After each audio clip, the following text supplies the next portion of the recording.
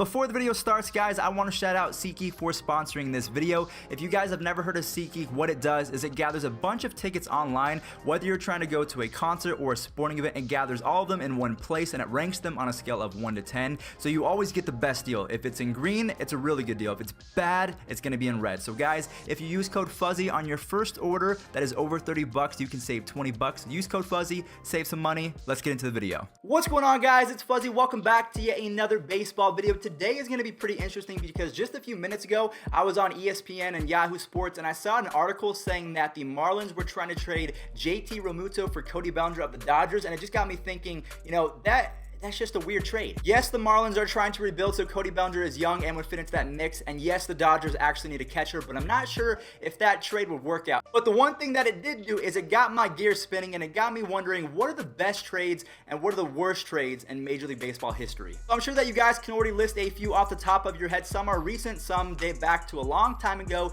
in a galaxy far, far away in Fenway when they had their best player, a 19-year-old left-handed prospect who was a pitcher, and then they traded him for cash. But we'll get into that in just a second. I am going to hide my face for now because I just want to, focus on the facts and everything like that. So guys, thank you all so much for watching. I hope that you guys enjoy the best / worst, however way you look at it, because you could be a Marlins fan, you could be a Dodgers fan, you could be on the opposite side, so it might be the best trade for you guys. But thank you all so much for watching. Slap a like on this video, subscribe if you want to see more baseball content, and let's get into the worst trades in Major League Baseball history. So the way that this is going to work is we're going to go ahead and talk about the players. Now, we're not going to go in order from best to worst, but I do want to talk about the trades in depth. And once I'm done talking about the trade, I want to show you guys the highlights of the traded players. So it's going to be a pretty cool video. So the first one is Babe Ruth of the 1919 Boston Red Sox being sold to the New York Yankees. Now, a lot of people say this doesn't classify as a trade, but you know what? I do. Okay, so we're going to put him at number 1. Babe Ruth had just become a full-time hitter at 25 years old when the Boston Red Sox decided to say, you know what? We'd rather have $100,000. And that's exactly what happened. They traded Babe Ruth to the Yankees in exchange for $100,000. So if you guys are curious how much that would be in 2018, it's about $1.5 million. So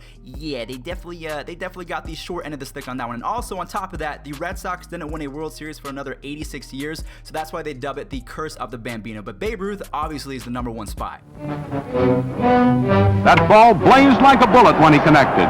This is the sight the fans came to see. Ruth circling the sacks after a circuit clout. Coming up next, we're going to be talking about a trade that happened in 2017, so you guys all should remember this, when Christian Yelich, the future 2018 National League MVP, was traded from the Marlins to the Brewers in exchange for 4 peanuts. And I'm not trying to say they're peanuts as if they're bad, but for right now, they don't mean anything to the Marlins, so they pretty much traded Yelich for nothing. In 2018, Christian Yelich hit .326 with 36 home runs and 110 RBIs, and in exchange, they pretty much only got Lewis Brinson, which is a pretty good prospect, but the fact that he won MVP, I can't believe this actually happened. And Yelich sends it high in the air, right center field, and it is gone! Christian Yelich with a 2-run blast. Speaking of trading away an MVP, if we go all the way back to 2014, Josh Donaldson, he was on the Oakland Athletics at the time. He had a breakout year, almost won MVP. He led the A's to a playoff spot, but Billy Beane, being Billy Beane, he wanted to move him at the top of his game so he would get the most in return. So in 2015, just before the season started, he traded him to the Blue Jays for Kendall Graveman, Brett Lowry, and Sean Nolan, which all kind of aren't very good. So these trades are awful. Don't get me wrong, I love Billy Beane, I love Brad Pitt, I love Moneyball, but this was one of those moments where Billy Beane, I just think, what were you thinking, man? You just pulled a 2018 Derek Jeter. I just don't know what was happening.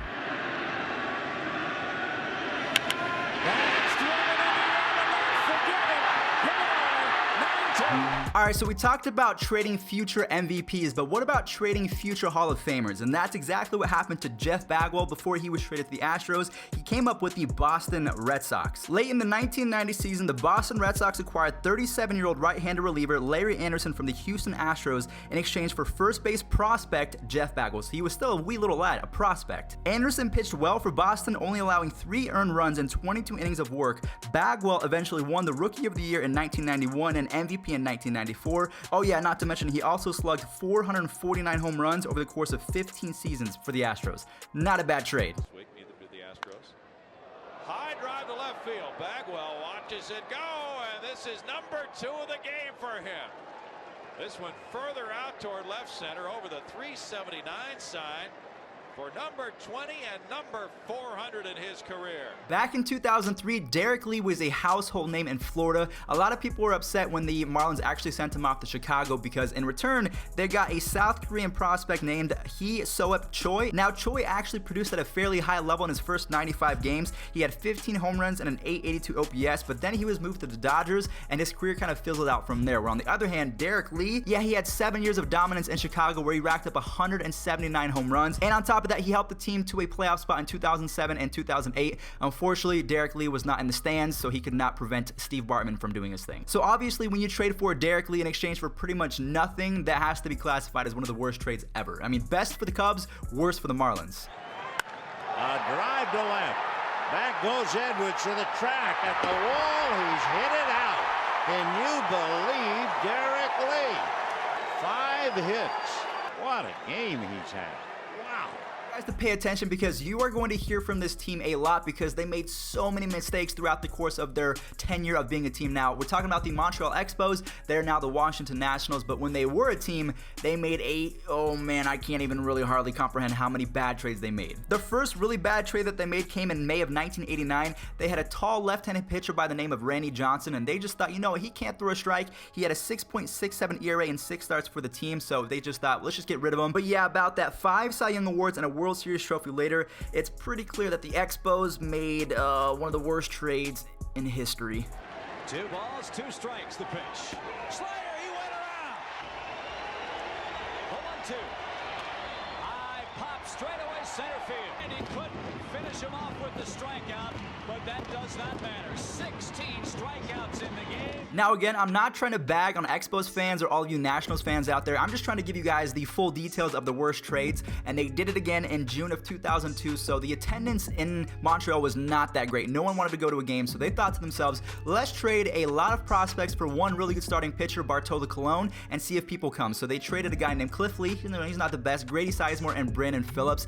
That is a haul for just one single pitcher. Brandon Phillips did not spend too much time in Cleveland, but that's okay because Cliff Lee gave you a 22-3 win-loss record and a Cy Young. He also had his buddy Grady Sizemore coming in huge with Gold Gloves and All-Star appearances after All-Star appearances. He was also in the home run derby at Yankee Stadium when Josh Hamilton did his thing. So the fact that Grady could hit you 30 home runs, steal you 40 bags, and had a Gold Glove, that was just a haul for one single player, Bartolo Colon. Indians 6, Devil Rays 3, 2 down, the 1-2 pitch. A swing and a miss. Ball game and season. And what a way to finish. Cliff Lee with his first career 9-inning complete game. 1 ball, 1 strike. A high fly ball, right center field, well hit. Cabrera on the run, track wall and gone. A lead-off home run for Grady Sizemore. Say what you want about our next player, but you cannot tell the history of baseball without Mark Mcgwire. So back in 1997, the Cardinals faced off against the Braves and the NLCS, and they lost against the Braves, so they wanted to rebuild, try and figure out what was happening. So they decided to trade TJ Matthews, Eric Ludwig, and Blake Stein for that guy, Mr. Big Mac. So I'm laughing because from this point on, he was absolutely a stud. Yes, he did steroids and everything like that, but you know, those three didn't really account to much, but in exchange for the 33-year-old Mark Mcgwire played 5 seasons in St. Louis and crushed 220 home runs. So pretty good deal for the Cardinals. Mark has hit 16. Where's this one going? Way up the hill.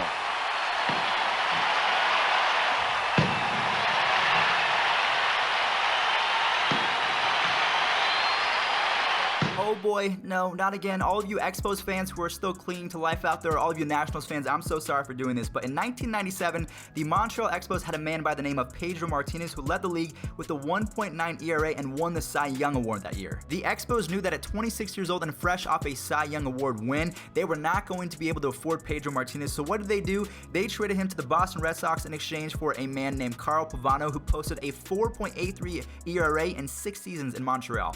Oh my gosh, they traded Carl Pavano for a Hall of Famer. What? Second inning.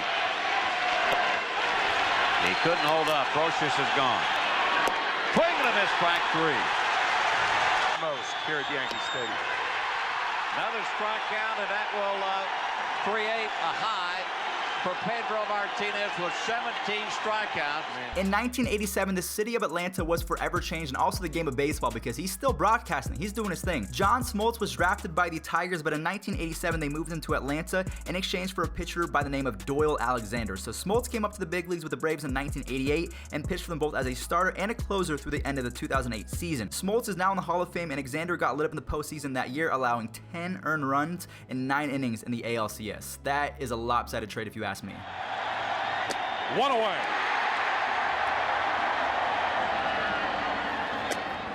Two out.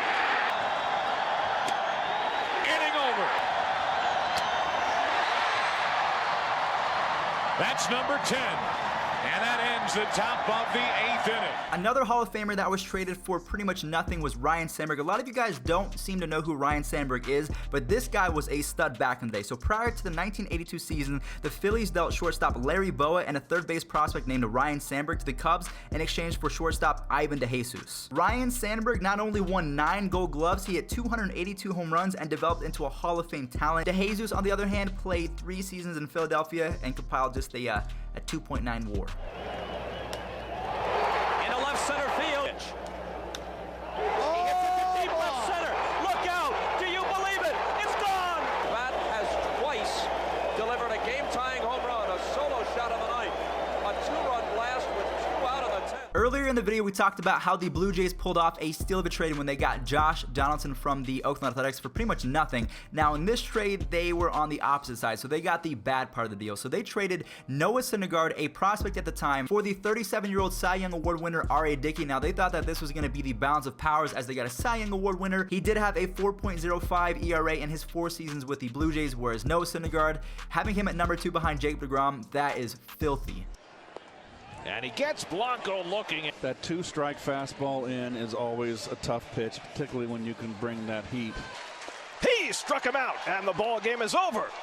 Noah Syndergaard with the first complete game of his major league career, a 2-hitter. Alright guys, so I purposely left out a few other trades because I am going to wrap up today's video, but if you want to see a part 2, go ahead and slap a like on this video, leave a comment in the comment section down below saying that you want to see a part 2 because there's an Adam Wainwright trade that was not too great, there's a couple other trades that I just think to myself, why was this allowed to happen? But you know what, hindsight is 20/20. But guys, thank you all so much for watching this video. In the comment section down below, also let me know, what do you think was the worst trade that we talked about today? Was it the Babe Ruth trade? Was it the Derek Lee trade? Was it the Cliff Lee, Grady Sizemore, Brandon Phillips for Bartolo Colon trade? I'm curious to see what you guys think. Also, if I did forget to mention any trades that were of importance, let me know in the comment section down below and I will include those in part 2. And if I choose your comment, I will put your comment on the screen as well. So guys, thank you all so much for watching. I will catch you guys in part 2 if you want it. See you later.